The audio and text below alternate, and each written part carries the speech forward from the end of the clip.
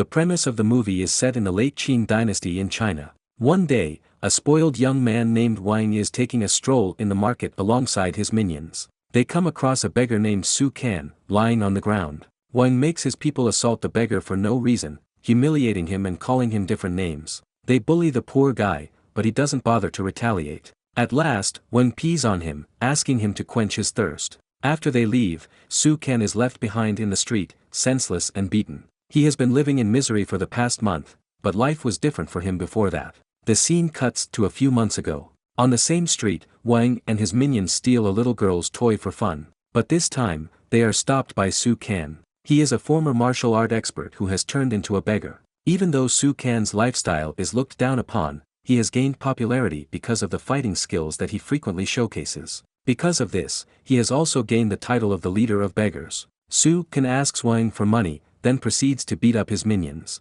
Eventually, justice is served, and the little girl gets her toy back. Everyone cheers for Su Can, making him the center of attraction. That night, something strange happens in the emperor's residence. A guard loses control of himself and starts attacking the higher officials. His eyes turn milky white and his nails elongate, almost as if an entity has possessed him. The soldiers try their best to stop him, but the man can hardly be touched. The city's councilman Fuka Yuhan watches the incident while hiding and praying for his life. Simultaneously, the emperor, unaware of everything, is sleeping in his chamber. He also gets a nightmare of someone with long nails beheading his soldiers. The emperor wakes up covered in sweat from the dream and immediately calls Fuka to his chamber. By now, the guard has returned to his normal form and has no memory of what he did. The emperor is informed that the same thing happened to many people in the city. Rumors blame it on a highly contagious virus, but the emperor knows better. To solve the problem, he has to worship heaven for days without meeting anyone from the outside. Hence, he asks Fuka to start an investigation and find the root of the problem while he is away. Fuka is confused about where he should start the investigation. Hence, he asks his nephew Su Can for help. Su Can's wife Feifei is the woman of the house. Her orders are absolute that no one can go against. So, when she asks her husband to help Fuka, Su Can have to agree. At the same time, we see a councilman frantically praying in his house. He has been getting nightmares recently and has an eerie feeling in his heart. Suddenly, an invisible force knocks over his bookshelf. The man has locked every door and window in the house with chains and locks. Still, he is paranoid that someone has gotten inside. His fear comes to life when he hears someone whispering. Behind him is a grim reaper-like man waiting to end his life. Suddenly, the councilman is transported to a dream world where all his colleagues are killed and mounted on poles. He tries running away, but his limbs are caught and trapped. In the end, they have torn apart, and the man is killed in a brutal murder. The next day, Su Can brings Fuka to a brothel with an excuse to investigate. In reality, he is fed up with his wife and wants to have fun with someone else for the night.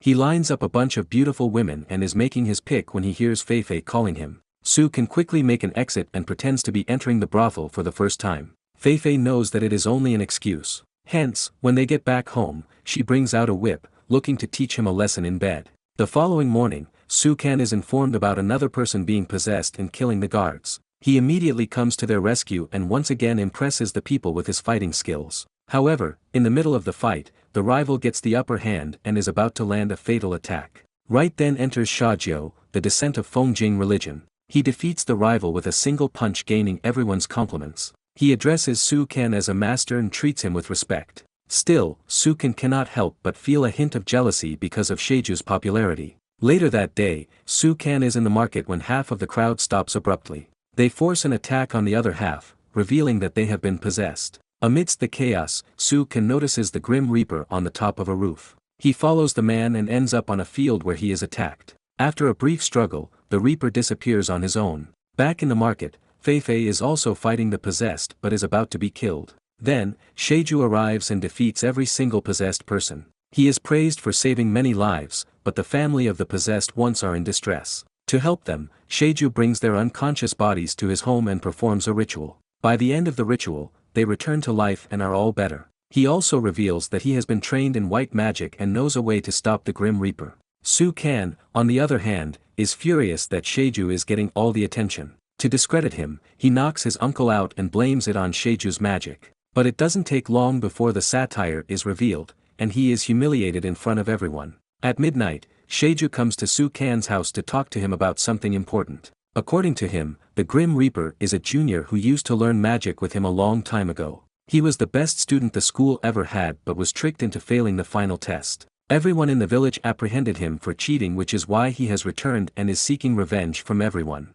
Fuka is delighted that they finally have a lead in the case. However, they will have to make a plan to catch the culprit. Later, Sukan sees Feifei dying after falling into the river. When he goes to help her, he also drowns and ends up in a hallucination. He wakes up in the morning and realizes he was just dreaming. However, the dream was so vivid that he suspects someone had cast a spell on him. Later that day, Wang is troubling people as usual. This time, he takes it too far and has to be stopped by Sheju. He teaches the bullies a lesson and gains appreciation from bystanders yet again. When it gets dark, people gather in front of a shrine to pray. Fuka pretends to be Su Kan to lure the Reaper in. Although he is not so good at acting, the plan works, and the Reaper falls right into their trap. He tries to fight Su Kan and kill him but is in turn killed by Sheju. The chaos subsides, and the killings finally end. In the following scene, everyone is in front of the Emperor, telling him about the progress. Impressed by Sheju's abilities, he fails to recognize Su Kan's role in the mission.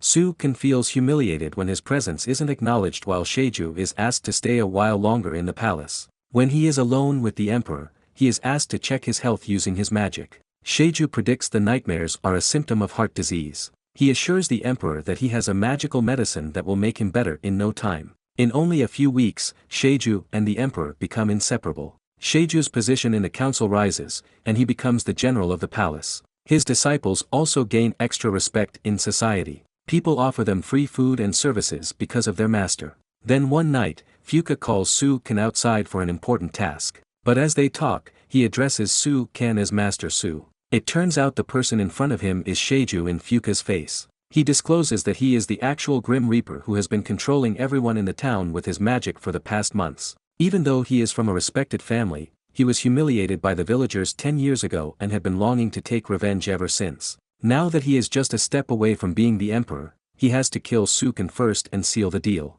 Before Su Kan can comprehend anything, Sheju casts a spell on him. They are taken to an imaginary world where Sheju is a giant. He attacks Su Kan, but the beggar takes advantage of his size and escapes narrowly. To cast out of the spell, Su Kan uses a unique dragon technique and lands an attack. They return to the real world, but the battle continues. Su Kan is physically stronger, but in front of Sheju's spells, he is left weakened. Sheju wants him to suffer, so instead of killing him, he breaks his ankles and curses him to live like an actual beggar for his entire life. At the same time, a troop sent by Sheju attacks the beggar base and kills everyone. Feifei fights for her life but eventually suffers the same fate as the others. In the morning, Su Kan return and finds out that everyone he ever loved has died. He holds Feifei and breaks into tears. The only person on his side is Fuka, who was thankfully away when the place was attacked. Enraged by sight, he goes to the palace to ask for justice. But even the guards are on Sheju's side, and he is no longer allowed inside. Cut to a month after the incident. Sheju's curse has fulfilled itself, and Su Kan have turned into a miserable beggar. The people who once used to look up to him now refuse to come near him. Wang uses the situation to teach Su Kan a lesson. He and his minions take turns peeing on the poor man. Still, Su Kan doesn't fight back and is numb to their insults. When he is at his lowest, Fuka finds him and brings him back to his home. He has also lost his job and is in bad financial condition. He eats leftovers from restaurants and brings the same for his nephew. Eventually, Sheju's disciples start showing their true faces. They demand free goods and assault everyone who refuses to obey them. People who were on Sheju's side before started dreading his rule. That night, Su Kan drinks several bottles of alcohol and decides to commit the unthinkable. He is about to jump off a bridge when a stranger saves him. It is none other than the consciousness that wants him to return to his normal self and avenge his wife's death. In the morning, Su Kan wake up with renewed motivation and a will to take revenge. Meanwhile, Sheju's people go on a rampage and destroy businesses for not offering them money. A little girl goes against them, but they do not hesitate to threaten her as well. Just when she is about to get hurt, Su Kan arrives and beats everyone, turning into the town's hero again. In the meantime, the Emperor has gotten a hint of what Sheju is planning. He also finds out the medicine he is being fed is what causes him intense nightmares. However, he is too weak to fight against Sheju, who has all the palace guards on his side. Suddenly, Su Kan arrives in the palace, having tricked all the guards and the security system. Sheju asks everyone to stay away, wanting to defeat Su Kan on his own. An intense battle follows where Su Kan surprisingly overpowers Sheju. All the pain and frustration he has gone through in the past month comes flowing off him. He gets a hold of Sheiju's throat and is about to kill him, but the magician uses another spell to turn him into Feifei. This sets Su Can back a little, but he quickly recovers and surprises him with a counterattack. At last, Sheiju is thrown into the fire and killed. Sheiju's followers are agitated at their master's death, but before they attack, Su Can's supporters arrive and fight them. In the last scene, Su Can is in the streets, continuing his life as a normal beggar. Then one day, he sees a girl who looks exactly like Feifei. The movie ends as she offers him a piece of bread.